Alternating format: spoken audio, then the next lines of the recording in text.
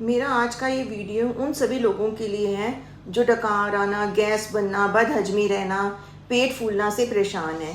इसके साथ ही हम होने वाली रेमेडीज़ की भी बात करेंगे जो बनाने में तो बहुत आसान ही है और प्रभावकारी भी बहुत है। और हम बात करेंगे कि हमें अपनी दिनचर्या में ऐसे कौन से बदलाव लाने चाहिए ताकि ये समस्या से हमें निजात मिल सके। ब्लोटिंग, गैस बनना, ये सुनने में तो आसान लगते हैं, पर इसका दर्द या परेशानी वही लोग जानते हैं, वही इंसान समझ सकता है जो इससे जूझ रहा हो या जो इसको झेलता है। आयुर्वेद के अनुसार जो वात दोष होता है वो शरीर की एक्टिविटीज़ को कंट्रोल करता है, और सबसे अधिक जो बीमारियां होती हैं वो भी वात दोष के कुपित होने से ही होती हैं। वात की नॉर्मल गति जो हमारे शरीर में होती है वो अनुलोम होती है, मीन्स ऊपर से नीचे की ओर इसकी गति रहती है। इसी कारण से ये शरीर में से सभी प्रकार के जो वेग होते हैं, जैसे कि मल मूत्र, गैस जो होते हैं, वो शरीर से वात के कारण ही बाहर निकलती हैं। लेकिन जब ये वात ही कुपित हो जाता है तो इसकी गति जो होती है वो विकृत हो जाती है, मीन्स ऊपर की तरफ गति हो जाती है। तो हमें डकार, बर्पिंग, गैस का बनना होने लग जाता है। एक समय था जब लोग खाना खाने के बाद अपने आप को हल्का और एनर्जाइज्ड फील करते थे, और आज क्या हो रहा है, खाने के बाद हमें डकार, गैस, पेट का गुब्बारे की तरह फूल जाना, ये आम बात हो गई है। पर इसका कारण क्या है? इसका जवाब छुपा हुआ है आपकी जठराग्नि में। आयुर्वेद के अनुसार चरक संहिता में वर्णित है कि गैस और पेट जो फूलने का कारण, दूसरा मूल कारण जो है वो है हमारी अग्निमांद्य, मीन्स जैसे यानी कि डाइजेस्टिव फायर का कम हो जाना। जब खाना सही से पचता नहीं है तो आम, जिसको कि हम टॉक्सिन्स भी कहते हैं, वो बनने शुरू हो जाते हैं, जो कि गैस, बर्पिंग, एसिडिटी, कॉन्स्टिपेशन और हमारे शरीर में थकावट जैसे लक्षण देते हैं। चलिए शुरू करते हैं होम रेमेडीज की तरफ से। सबसे पहले आता है, नमस्कार, मैं डॉक्टर सपना अरोड़ा, एक आयुर्वेदिक ग्रेजुएट जिसको कि अपने इस आयुर्वेदा रिलेटेड फील्ड में 35 ईयर से भी ज़्यादा का एक्सपीरियंस है। और हमारी कंपनी इप्सा लैब्स के इरेजर और एरोडेंट के नाम से स्किन केयर और ओरल केयर रेंज के प्रोडक्ट्स भी आते हैं, और लाखों लोग इनको यूज़ करके इनका बेनिफिट भी ले रहे हैं। मैं आप सबका अपने इस आयुर्वेद चैनल में स्वागत करती हूँ, जहाँ हम आपके लिए लेके आते हैं हर्बल और आयुर्वेदिक रेमेडीज़। पहली होम रेमेडी में जो हम पाचक चूर्ण बनाने जा रहे हैं, उसके लिए जो हमें चाहिए इंग्रेडिएंट्स, उनमें सबसे पहले आता है हमें 1 चम्मच चाहिए जीरा, 2 चम्मच सौंफ और 2 चम्मच ही अजवाइन का चाहिए। यही 3 इंग्रेडिएंट्स हैं। इनको हमने तीनों इंग्रेडिएंट्स को अलग अलग लो फ्लेम पे रोस्ट कर लेना है। इतना ही रोस्ट करना है कि इनकी नमी निकल जाए पर ये जले नहीं। फिर इन तीनों को रोस्ट कर लिया तो इनको मिक्स करके इसका पाउडर बना लेना है। और जब पाउडर बन जाएगा तो इसमें हमने थोड़ा सा काला नमक मिलाकर एयर टाइट कंटेनर में रख लेना है।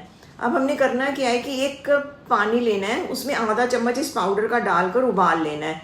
जब अच्छे से उबाल आ जाएगा तो उसको छान लेना है, और इसमें थोड़ा सा नींबू डालकर हमने इस ड्रिंक को खाना खाने के 30 से 40 मिनट के बाद सिप कर आराम से पीना है। दोपहर और रात दोनों टाइम भी आप इसे ले सकते हैं। आप महसूस करेंगे कि आपको काफ़ी आराम मिल रहा है। इसमें जो जीरा होता है वो एक दीपनीय द्रव्य है, मीन्स हमारी डाइजेस्टिव फायर, जिसको कि जठराग्नि कहा गया है, को बढ़ाता है।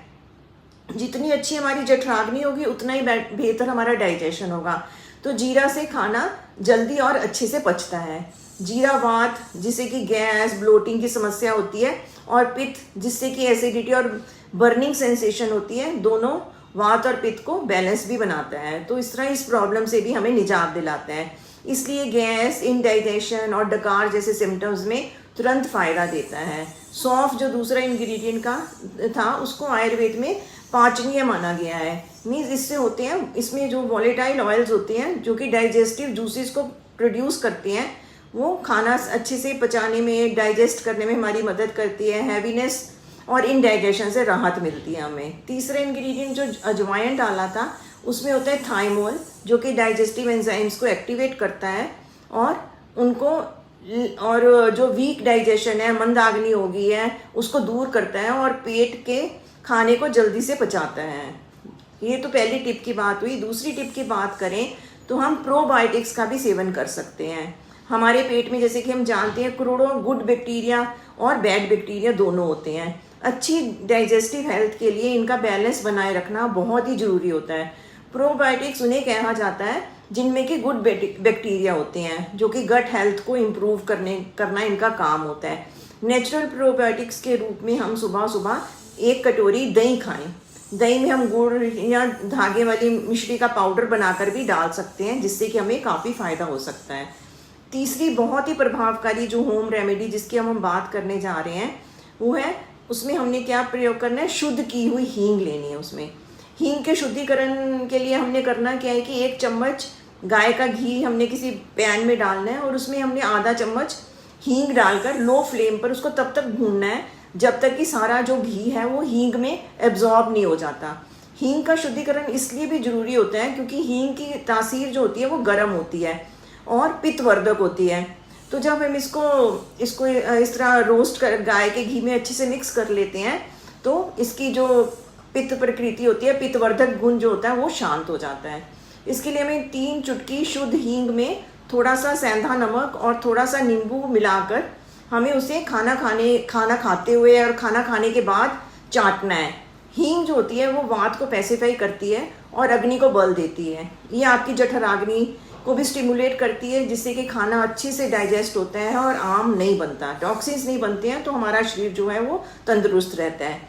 पेट के फूलने, इनडाइजेशन और हैवीनेस के लिए एक इंस्टेंट आयुर्वेदिक सोल्यूशन है ये। हम इस हींग की 1 चुटकी हींग लेकर उसको हल्के पानी में मिलाकर नाभि के आसपास लेप भी लगा सकते हैं। खासकर छोटे बच्चों के पेट में जब कोई गैस बनने से जब वो रोते रहते हैं और परेशान होते रहते हैं तो उनके लिए बहुत ही अच्छी रेमेडी है। आप लेप लगाएंगे, आप देखेंगे 10-15 मिनट के अंदर ही आराम मिलना शुरू हो जाता है।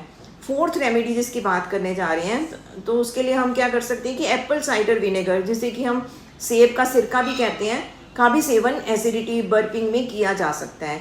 1 चम्मच हमने एप्पल साइडर विनेगर को 1 कप पानी में डालकर सुबह या दिन के किसी भी टाइम पर आप ले सकते हैं, तो आपको इस समस्या से आराम मिलेगा। अब बात करते हैं, जैसे कि मैंने आपको पहले बताया था कि दिनचर्या की बात करेंगे कि हमें क्या चीज़ों के परहेज करना चाहिए ताकि हमें टाइम अच्छा निकल जाए। तो हमें खाना खाने के एकदम बाद पानी नहीं पीना चाहिए। ऐसा करते हैं तो हम अपनी जठराग्नि को खुद ही मंद कर रहे हैं, अग्नि को बुझा रहे हैं। दूसरा आता है कि हमें विरुद्ध आहार, जैसे कि दूध के साथ कोई फ्रूट का कॉम्बिनेशन या चाय के साथ बिस्किट नमकीन खा लेते हैं, ये विरुद्ध आहार है। ऐसे बहुत से विरुद्ध आहार है जिससे हमें बचना चाहिए। तीसरे नंबर पर आता है फास्ट फूड और रिफाइंड फ्लोर का सेवन ना करें। ऐसा करने से आमदोष, जिसको कि टॉक्सिन्स भी कहते हैं, उनका निर्माण होता है। चौथे नंबर पर आता है लेट नाइट डिनर नहीं करना चाहिए। रात को खाना जो हमने खाना है वो 7-7:30 बजे तक ही खा लेना चाहिए। अगर हम रात को लेट खाएंगे तो हमारा ये खाना पचेगा नहीं और टॉक्सिन्स पैदा हो जाएंगे और ये समस्या हमारी ज्यों की त्यों बनी रहेगी। 5वें नंबर पर आता है कार्बोनेटेड ड्रिंक्स का सेवन नहीं करना चाहिए, ये जो होते हैं वात वृद्धि करते हैं। 6वें नंबर पर आता है फ्राइड फूड जो होते हैं वो डाइजेस्टिव फायर को वीक कर देते हैं, मंदाग्नि का कारण बनते हैं। 7th पर आता है बहुत ज़्यादा टी या कॉफ़ी का सेवन नहीं करना चाहिए क्योंकि ये शरीर को डिहाइड्रेट करते हैं, रुक्ष बनाते हैं और वात दोष को एग्रीवेट करते हैं। 8वें नंबर पर आता है रात को दही नहीं खानी चाहिए क्योंकि ये ब्लोटिंग और कफ को बढ़ाती है। 9वें नंबर की बात करें तो शांत मन से धीरे धीरे बिना ज़्यादा बोले हुए खाना खाना चाहिए क्योंकि जब हम बोलते हुए खाना खाते हैं तो हम खाने के साथ वायु भी हमारे शरीर के अंदर चली जाती है। 10वें नंबर पर आता है ओवर ईटिंग या बिना भूखे नहीं खाना चाहिए। अग्नि पर ज़्यादा बोझ नहीं डालना चाहिए। अगर मन नहीं है तो नहीं खाना चाहिए, नहीं तो ये आम की उत्पत्ति का कारण बन सकता है। अब हम बात करते हैं कि कुछ डेली हैबिट्स जिससे कि हम अपनी डाइजेशन को स्ट्रॉन्ग बना सकते हैं। आहार विहार टिप्स की बात करते हैं। इसके लिए वज्रासन में बैठिए, खाना खाने के 10-15 मिनट के बाद वज्रासन में बैठिए। सन का एक्सपोजर जरूरी है, सुबह की धूप से अग्नि तेज होती है। अनुलोम विलोम कपाल भांति कीजिए रोज 5-10 मिनट। शीतली प्राणायाम कीजिए, इससे भी आपको काफ़ी आराम मिलेगा।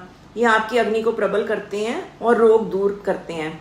और जब भी अग्नि कमज़ोर हो जाए तो शरीर में विष बन जाता है।